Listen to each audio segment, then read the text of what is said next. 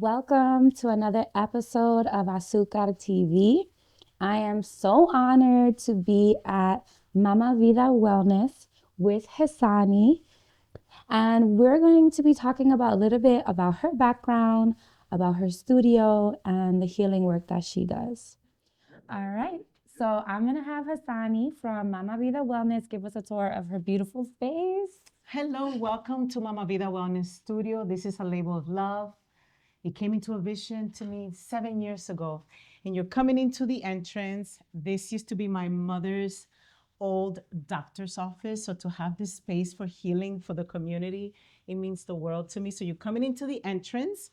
This is where I receive all of the clients.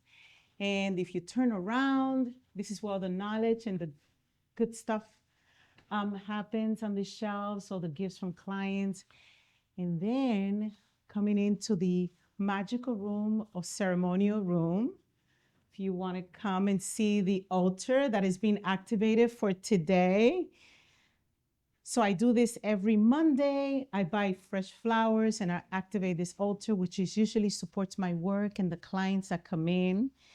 And it's part of giving reverence to the room and to the earth with all of the earth elements and the 4 directions. So this room is very, very magical.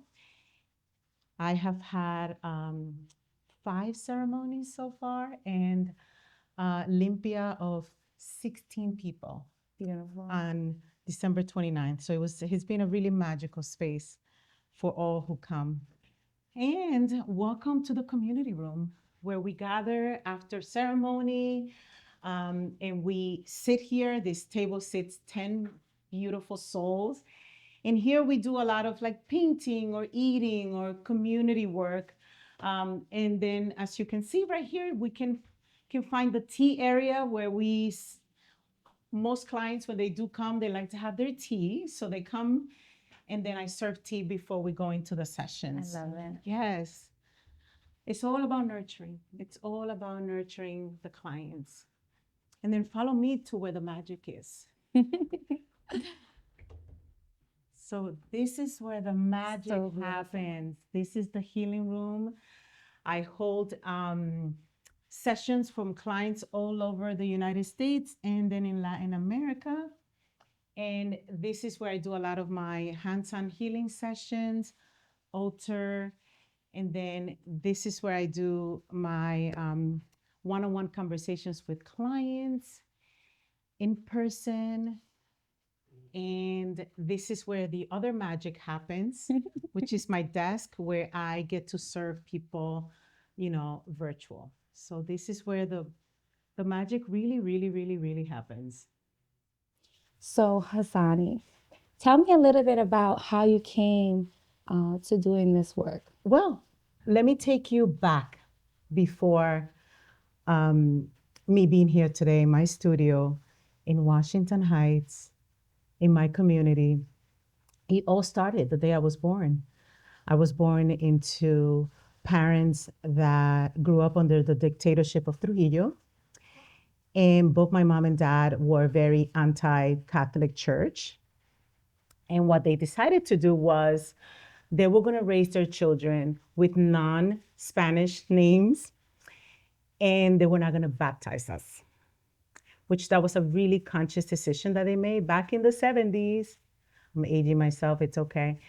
But back in the 70s in the Dominican Republic, right now the Dominican Republic is 95% Catholic. Back then it was probably 100%. So there was not really any room for anything less than Catholicism. So my parents, that was the first order of, they were anti-everything, anti-establishment, anti-church, and in a country where it was dominated by Catholicism and a country that had just come out of a dictatorship. So they named me Hasani, and my brother and my 2 brothers and my sister's name are Persian names because my parents refused to name us Spanish names. And then aside from that, we didn't get baptized.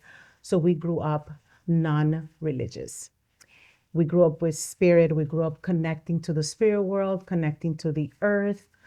being open to include all religions around the world. My father used to be really good at explaining to us all of the different religions that existed through a Baha'i tradition that he was partaking back when he was young. So that led me to the work that I do now. But before that, I had to migrate to the United States and assimilate as a Dominican. I came here when I was 12 years old. And so I had to assimilate to the United States and leave a lot of my spirituality and the natural world of how I lived in the Dominican Republic to get assimilated to the United States, which, as you know, what's happening, with immigrant culture is like there's no such thing as like, oh, you need to focus on your spirituality or the work that you do or your gifts. Go to school, got to get that education. You got to find that job. You got to be successful because your parents couldn't. So what happened was 2011, I experienced a massive burnout because of the disconnection that I had from the spirit world and then also my gifts. And that led me to a path of healing. And 14 years later, I'm sitting here in my own studio that I just opened 7 months ago in Washington Heights, in my community, doing spiritual, earth-based, shamanic healing back to my roots. I love that for you. Thank you. So amazing. Wow. Can you talk a little bit about what that journey has been like in terms of reclaiming and any challenges that you've had along the way? Well, yeah. I mean, it's been interesting because back in the Dominican Republic, we used to be called the children of the devil, los hijos del demonio, because we were not baptized. So that automatically created some friction with the type of friends we had, right? Some of our own family members. We couldn't go to certain, traditional gatherings like un bautismo or going into church because we could not take, I forgot what it's not even called because I'm not even familiar with Catholicism, but that created an enormous amount of separation, but it was under the protection of our parents, right? They were the ones feeding us. So coming to the United States, right? And my mom and my dad has to assimilate to the United States. So that was all left behind. So now we were surviving, right? So as a survival mechanism, we disconnected ourselves from that tradition of being connected to spirit, being connected to nature, honoring all things. Now we are surviving as immigrants. So that created an enormous, it created a lot of fragmentation within my family, within myself, within my siblings. And that is what created for me to have the massive burnout in 2011, because my soul and my spirit was asking to come back home to myself, right? Come back home to yourself, get back to the root of things, get back to doing this work, get back to honoring spirit in a way that it feels aligned with you. But I was surviving in corporate. I had to be the best in class. I had to be the one that, that did it, like the one that made it in the family. So that created an enormous amount of struggle for me to be able to reclaim, right? And reclaim and honor this calling and this thing that I was preview to as a child. So that created an enormous amount of challenges for me, because the biggest challenge that I had is I didn't have a guide.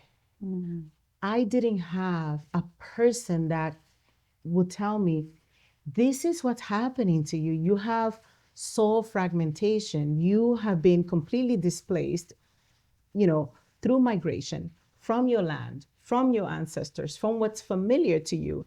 And now you have to assimilate in this country. And now you have to do it without any guidance, right? And that created an enormous amount of pain for me. Because how do you reclaim something when no one is talking about it? Right? How do you reclaim something where it was still taboo in the Dominican Republic when I was born, right? How do you reclaim something when the world still today, even 100%, but I'm even taking you back to the 70s, right? Like even at that time, how do you reclaim something even, in 2011, where spirituality or the trends of spirituality were not even activated, right? So how do you reclaim something that you don't know where to start, right? And this is what put me in seeking. So I started seeking a lot of teachers and a lot of healers, but I found them in another country. I found them, in Peru and in Mexico, people that were studying different indigenous traditions that were very connected to our Afro-Caribbean traditions predated Catholicism and Christianity. So yeah, it has been a process and a journey of discovering, seeking, and trying to find the right teachers so then they can guide me to where I am today. That was beautiful. I love that for you. In terms of the work that you do, could you talk a little bit about, what Olympia is, the roots of it, and what kind of, objects and things of nature that you use, and what are the meanings behind them? Yeah. So the Olympia is one of the sessions that I offer. And for those who don't know what Olympia is a cleanse. It's an energetic cleanse. For those of you who are Afro-Latinos or come from many countries in Latin America, you grew up, cleaning your house probably on a Saturday. And you were assigned a part of your home where you will clean. Your mom, dad will come and will do whatever, either it's a humera or something, or cleaning with, nature-based elements. So that's a limpia. What our parents were doing was like a deep energetic limpia and a physical limpia in our homes, back home, to clear from the weeks, whatever was happening during the week or school, all that. And then we also had what in my family, we had a limpia, right? Yo tengo una tía, my aunt, she's a receiver, she's a medium, right? My grandmother too, my uncle. So my mom, she dreams, so she gets a lot of information. So that was very normal for us. And whenever we had some type of illness, let's do un baño. Whenever we had some type of illness, let's do a cleanse. Vamos a bañarte, let's just cleanse, let's just clear you up.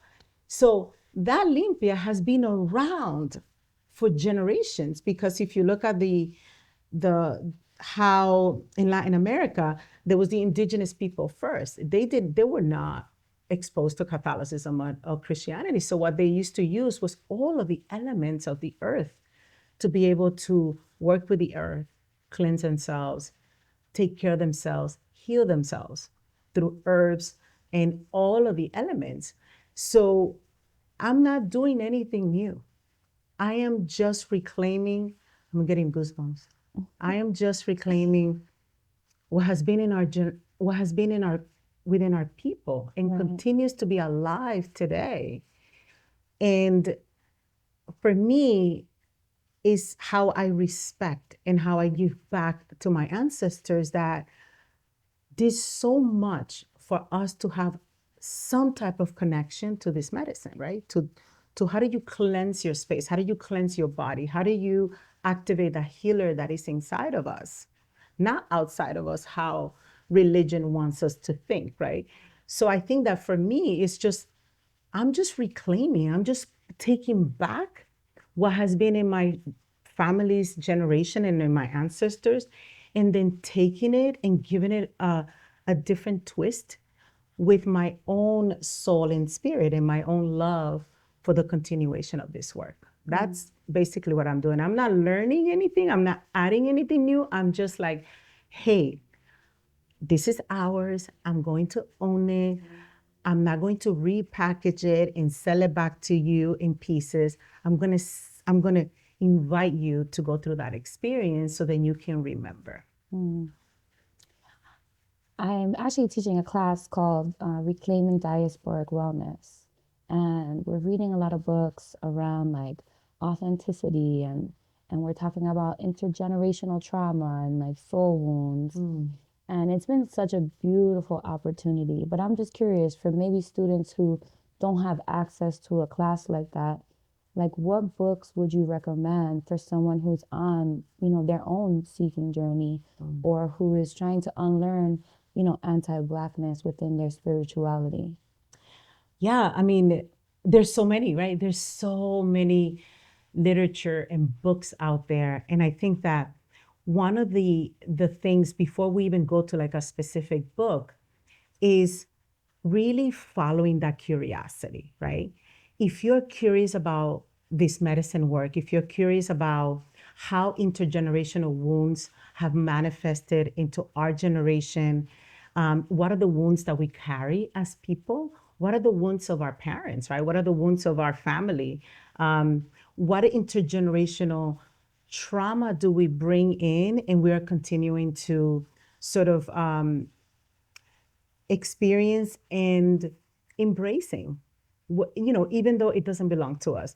So I think that before anyone goes into the book, what I would suggest is to sit with yourself, to sit with your soul and spirit, and ask your soul, ask your spirit, what is the direction that I need to take?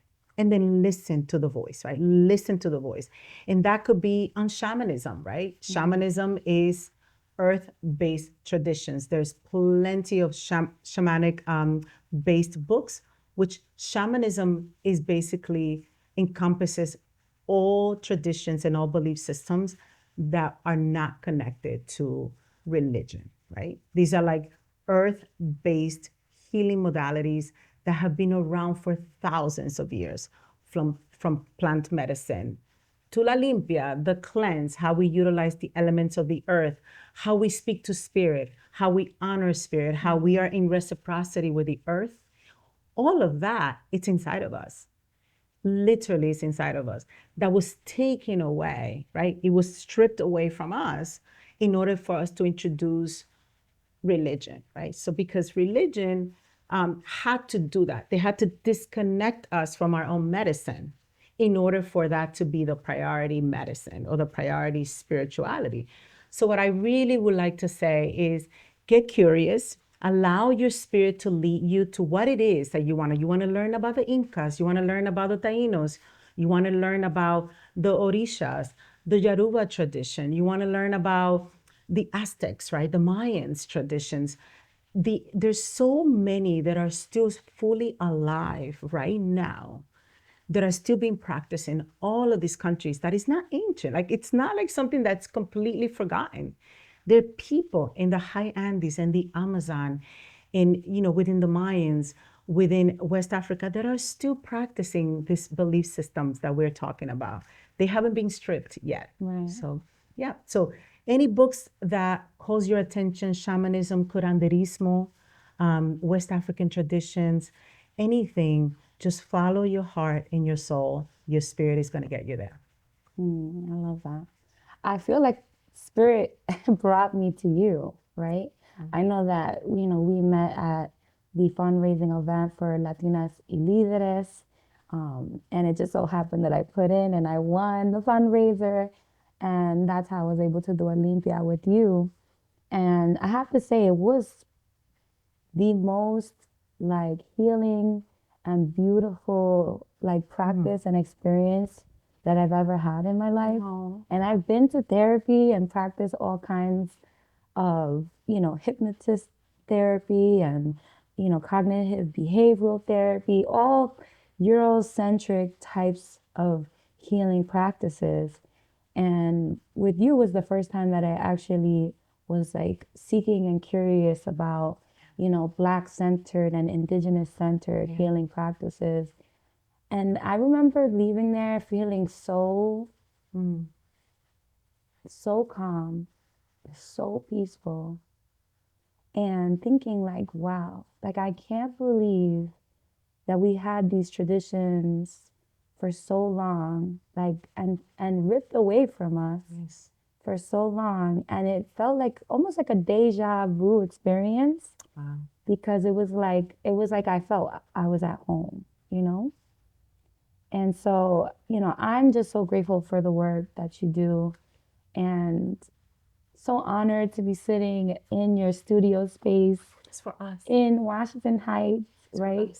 Like for the community, and an opportunity for, our people to have healing in ways that we've never had before. No. And we are hungry for that, because if you look at it now, a lot of us are seeking, and we are actually going to Eastern philosophies and to even going beyond what's around us, right? Many people practice Reiki, and that's a very Japanese centered, medicine work. And then, a lot of people practice breath work and meditation and yoga. But those are Eastern philosophies, and it's, of course, you're open to work. But the reason why people are really going into that particular medicine is because that is the medicine that has been now taught, right? It's the medicine came out of India, came out of some of these Eastern European countries to be taught to the West, right? Our medicine hasn't come out to be taught to us because it's in us. It's around us. We don't need to learn it. We need to claim it, right? So when you learn Reiki, you're learning somebody else's tradition. When you learn meditation, the Zen way, the Buddhist way, or the way of those lands, you got to be taught that because that's their medicine, right? But I argue that we don't need to be taught something that's already inside of us, that our ancestors worked really hard to preserve under the pressure and the survival of the Catholic Church, right? So we don't really need to learn it because it's ours, right? It comes from the land, it comes from the earth, it's coming from our land this way. It's almost like we are creating, I always think of imagine us teaching Santeria or Voodoo or the Orishas to the East. Right? To the East. And then we kind of repackage that medicine and then teach them. It's the same thing that we're doing, right? We're taking that medicine that was repackaged in the early 1960s by the hippies and sold back to the West, right? So that's what all I'm doing is literally saying, this lives inside of me. What are the teachers, who are the mentors that can help me activate that, right? That can help me bring that forward and then invite people to the medicine, right? Invite people to come in and experience what you experience, which is coming back home to ourselves, right? It was coming back home to yourself. It's you receiving the healing that your ancestors experienced. And that is a very powerful way because it's not rooted in psychology or Western psychology, which helps a lot of people. And I don't want to put any medicine down because I think there's room for everything. But why you feel like home was because you remember. Your body remember, your soul remember, your spirit remember. And when you remember, I'm getting goosebumps again. When you remember, something magical happens. The healer inside of you gets activated and you don't need anything else but yourself to be able to activate that love and that spirit that is inside of you that's been waiting. It's like, hey, girl, I'm here. I'm not outside of you. So yeah, that's why the medicine is so powerful. No, it is definitely. Could you talk a little bit about, for people who are watching, like what are some of the services that you offer out of Mamavida Wellness?